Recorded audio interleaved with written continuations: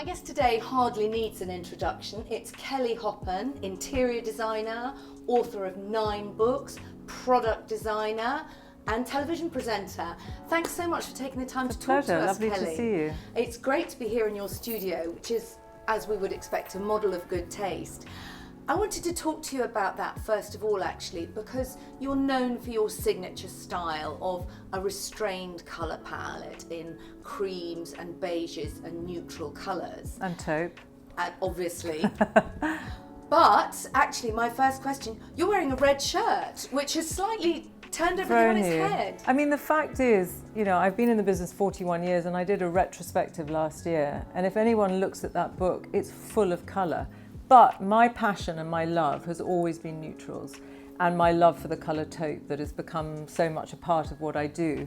But yes, I use colour, but my philosophy is more about that I love the neutrals. I like the way I feel in neutrals, and I believe that sleeping in neutrals is calmer. And my whole sort of philosophy is all about Zen living, the sort of East meets West, not the bubblegum East meets West, but taking elements of it, and this kind of global fusion. So yes, do I absolutely love neutrals? Yes, I do. I tend to, if I'm left to my own devices, art and sculpture and accessories become the colour, as does the person that lives in it. That's my perfect home. But yes, we've got clients who want bright colours and want, you know, and funnily enough, House and Garden just did a whole kind of documentary online of designers, but like the likes of me, that first were in their magazine a million years ago. And when I looked at it, I nearly died. I mean, there's so much colour in there because it was the moment that I was so into the kind of East meets West, the opium reds, the sort of deep oranges from India. I was quite shocked, actually, looking back on it and how I've actually changed. So I hadn't realised how much East meets West was a lot deeper in colour than it is today. So when people often say, you know, have you changed? I look at all the books and all the kind of the sort of 7-year cycles that you go in, and actually it's changed a huge amount. When I started 41 years ago, I had no Google, no Pinterest, you know, none of the access that young people or anybody has today. Therefore, my style came out of my imagination and my travel. So all the bands and the runners came from Obis, from Japan. The lines, everything that I created from that, the brand, if you like, came from my imagination and traveling. Today, and I was telling somebody the story that there was a wonderful friend of mine who was an incredible designer, much older than me at the time, called Jonathan Weston, who is still a great designer. And he had a fantastic portfolio of one project. And when we were growing up, you know, at the age of sort of 17, 18, we didn't have work to show people, right? And we couldn't go on Pinterest and create a board of someone else's work. So we all used to borrow Jonathan's portfolio. And we laugh about it today. There were sort of 3 or 4 of us, and we used, because how do you get that first job? Well, and I suppose without the social media, no one knew you were all using the same portfolio. Right, so I mean, you know, when I say once or twice, we sort of showed it, and then we got the project. But I think today, when I had my school, people would come to me and they would copy me. People still copy me. I look on Pinterest and I go, oh, did I do that job? And then I realize it's not mine. I think it's not a good thing to copy people. But I think you need a style that you feel comfortable with, so people will buy my book and feel comfortable with it. But somehow you need to find that thing that you get in your stomach when you see something or you get an inspiration for something. And I'm inspired by music. I design to music.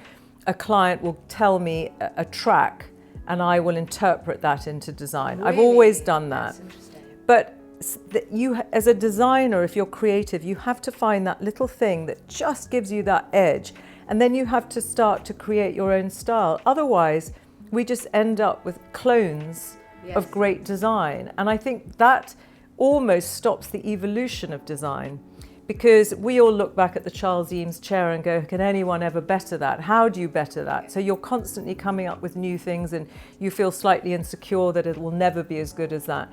If we don't all keep trying to be something new and to create the new little black dress, then it dies. Yeah. And it becomes boring. And so I would say to people out there that are trying to start, yes, hook into something that you feel is comfortable, but from that, once you get feeling confident, go out and get inspired and try and be courageous. And it takes a lot of courage and tenacity, but be authentic. Yeah. Number one. Just finally, my mind is slightly blown by 44 projects. Those are just the interiors. How do you think I feel? Well, I suppose the question is... How?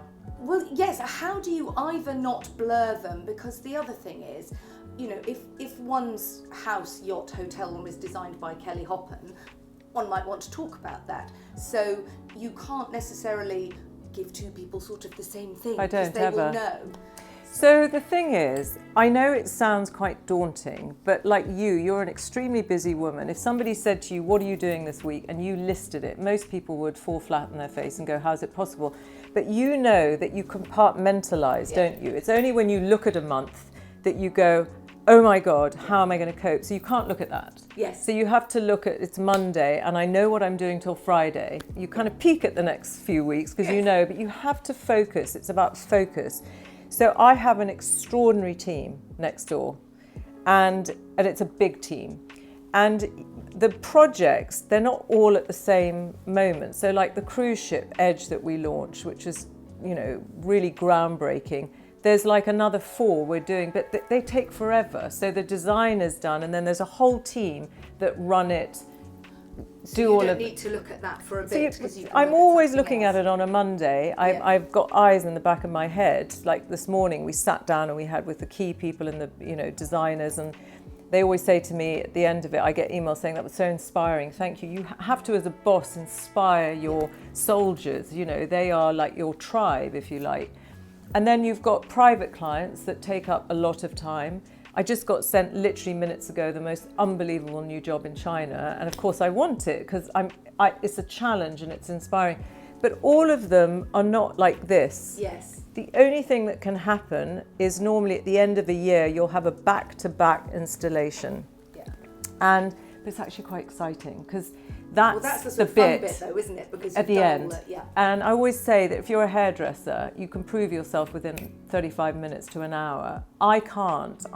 Even 41 years later, and I say this to people, don't feel bad because I have to wait until the day I install it, really, even though our CGIs are like photographs and nothing changes and it's perfect. The moment the client walks in and sees it and feels it is the moment they go, oh my God, brilliant, thank you. But that could take 3 years. Yeah. But that's why I need 41 jobs, because I want to be told I'm brilliant the whole time. So I space it out. Brilliant. Kelly Hoppen, thanks very much. Thank you.